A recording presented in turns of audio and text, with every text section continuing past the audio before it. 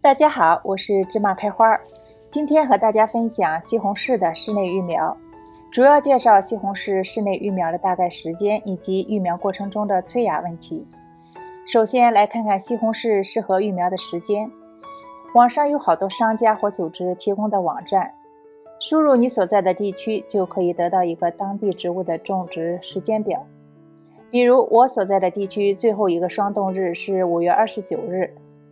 根据这个霜冻日，对每一种植物表中都给出了室内开始育苗的时间，以及适合移苗到室外的时间。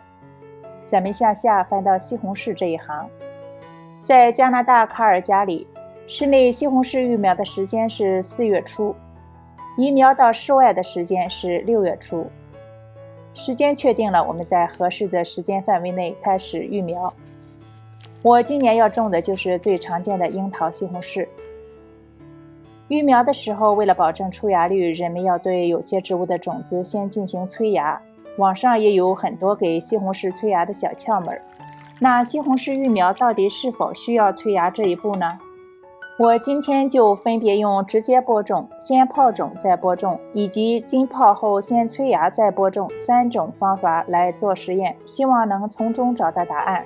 一部分种子我提前用清水泡8个小时。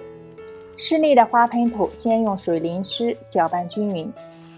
在低孔的小花盆内分别装满盆土，用手轻轻压实。我们先来直接播种，取干燥的种子，将种子均匀地放在花盆土上。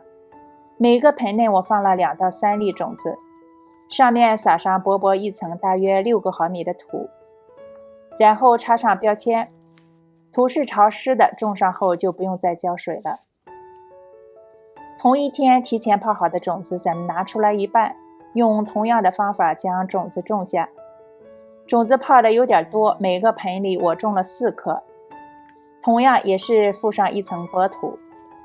剩下的泡过水的种子，我们把它放到厨房纸上来催芽，将厨房纸用水打湿，注意不能太湿哦，如果用水轻攥有水流出来，就说明水太多了。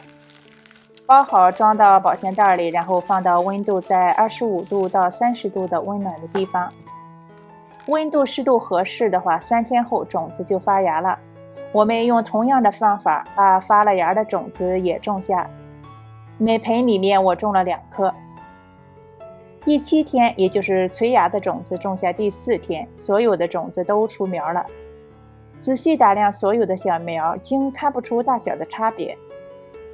第11天，小苗长大了不少，种下的种子基本全都出苗了，只有直播的其中一盆少了1颗苗。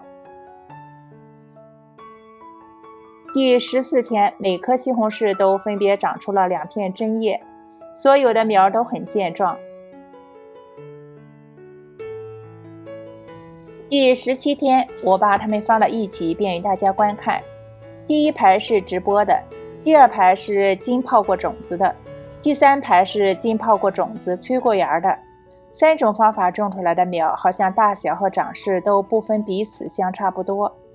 我们总结一下：第一，西红柿的种子没有很硬的壳，正常播种发芽也很快，催芽加快出苗速度的效果并不明显。